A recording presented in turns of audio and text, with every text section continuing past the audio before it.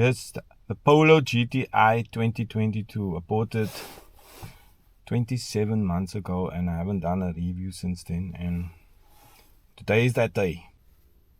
First off, there are different views on this screen and I prefer this screen. So on this one I have on the right you have your kilometers, how much I can still go, how much petrol there is in, and on the left in the speedometer, in the rev counter, you can see the average liters per 100 kilometers. I like that. So this is how I set it up, and in the middle I normally just have the consumption, so when I'm driving I can see that. That is my favorite position. So as you can see now, the consumption there is since start is when the car starts and it measures, and so it's about 4 kilometers since it's been driving now, and that's why it's so high. Also, what I like on the settings or view is that circular white circle that changes. That's your consumption as you drive. And the car, the best consumption I get on this car is when I go at 70 kilometers per hour in 6th gear on the freeway. Then I can get between 3 and 4 liters per 100. As for the air conditioning, I like to set it on automatic on 22 degrees, and you can slide it up and down how you like it, but for me this is the perfect one. And in winter I switch the air conditioner off, and then it regulates as you like.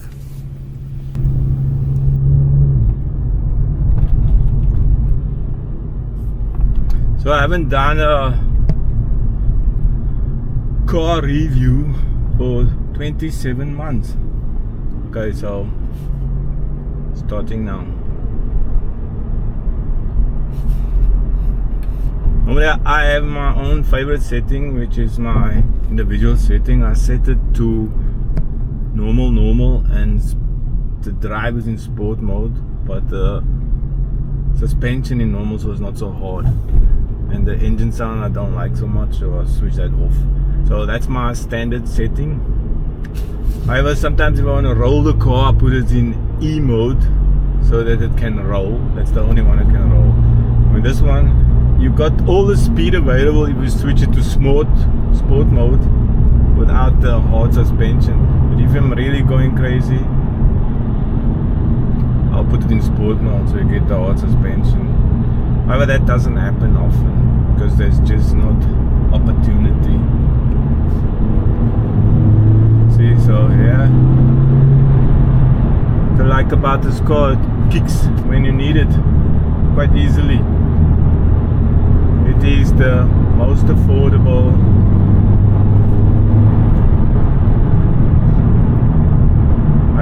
cost to price ratio, power to price ratio is the cheapest in the country. There's nothing that compares, there's no competition.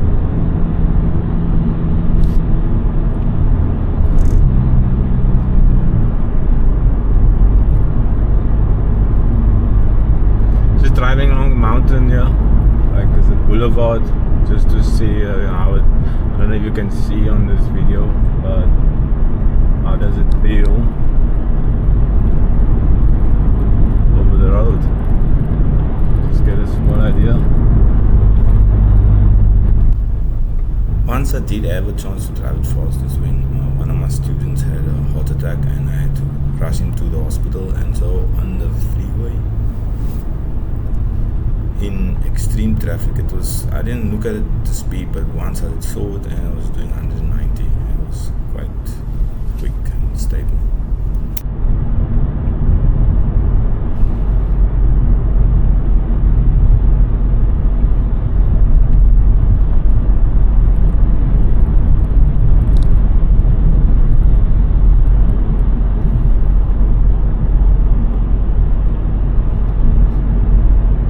If I compare this road holding to the normal TSI, which I had before, this I think it was a 1 liter, I'm not sure now, but the 85 kilowatt engine, and this one is 147 kilowatts. It was a world apart. The stability in this car is much better. I'm not a racing driver or anything, but for me it just feels so stable when you're driving. So normally when I'm going downhill, like like this, and I have to maintain a 60 without braking because there's a speed down here. There's a traffic control, speed enforcement by camera. So I put it in third manually by the pedals and let it roll, and that way it keeps a nice 55, 60 downhill at this angle without braking, which I like.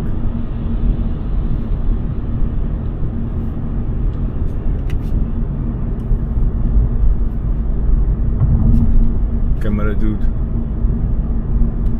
I'm gonna go up that hill there just to show that it goes up hills quite easy.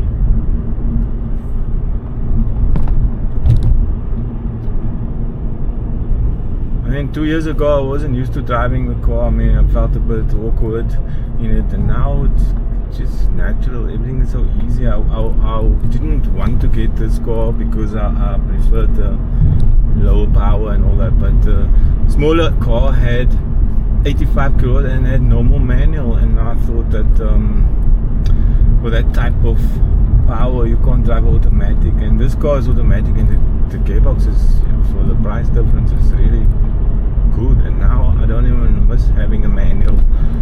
The gears just change so easy, and so you don't even notice. It's so quick. You have so many options and gadgets, and for me as an engineer, I just like gadgets and all the options that's available.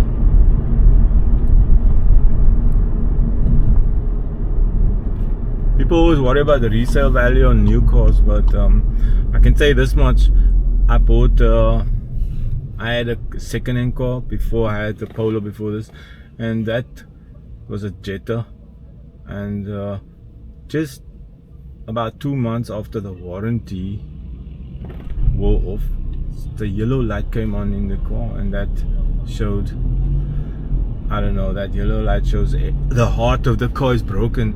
And I took it to Volkswagen and they said 60,000. I don't know what was wrong, but they said 60,000 to fix it.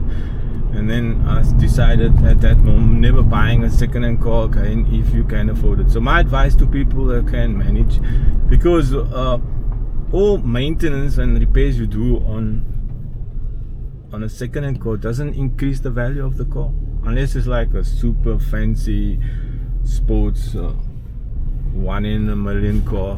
But the normal cars like I can afford doesn't work like that. So any maintenance you do on a car, it's not the added value to your capital. So a car is just a depreciating asset, and so I try to get the best drive out of spending the least money possible. And I find now, I think if you buy a new car, you get a maintenance plan in South Africa, in Cape Town where I am, which is cool, and all maintenance is covered, everything is paid for. So, and the second hand, the resale value of cars in Cape Town so far is very good compared to, if I think about Switzerland where I lived before. There is no resale value.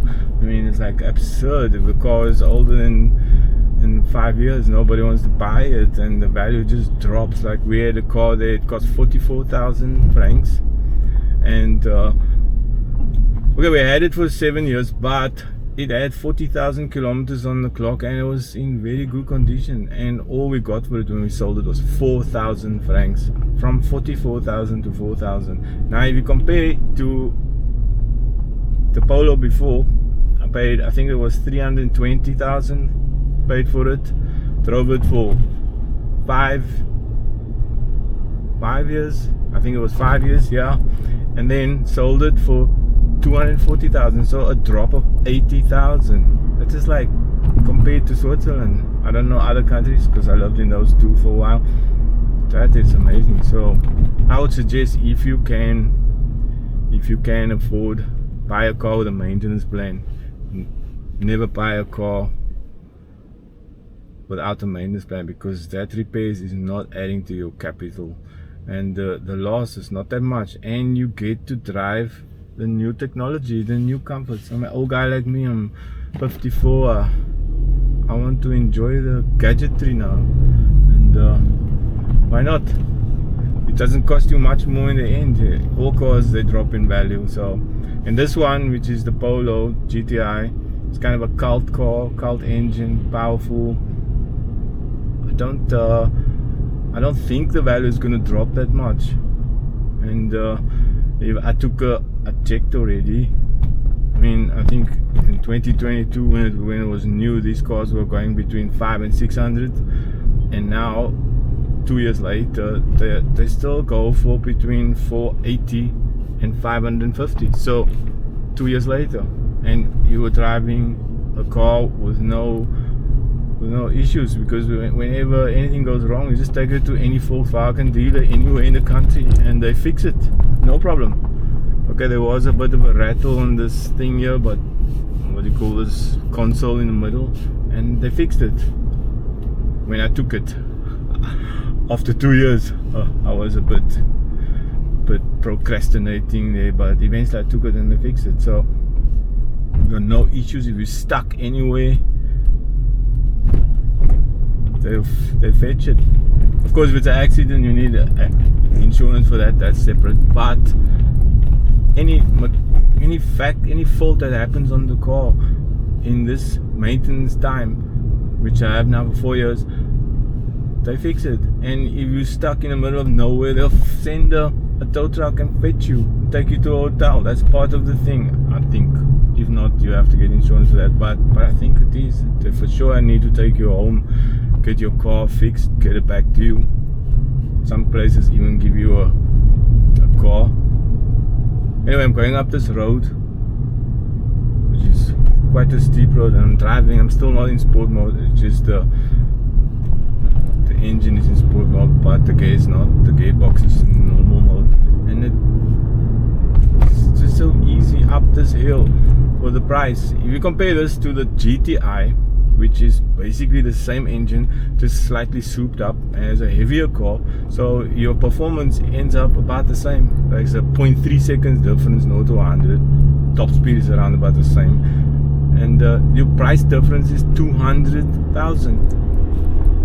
And the space in your car for knees and everything is I think you get about 3 centimeters extra in the back, 2 to 3 centimeters in the back seat.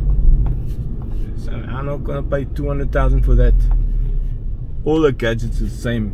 In the Polo, in the Golf GTI, they have nothing. This car has everything that car has. When you talk about stuff it can do.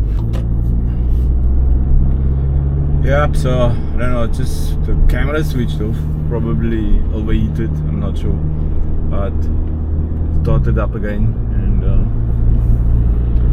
yeah, like I say, the Golf GTI has the same gadgetry. It just has I think it has, I'm not sure, 20 centimeters extra in length or something. I'll check it up later. Okay, so yeah, this one is smaller. This is what I like. Oh my, don't tell me that this place is closed. And I wanted to come here. How horrible. Everything closed. Crap. Man. Oh, annoying.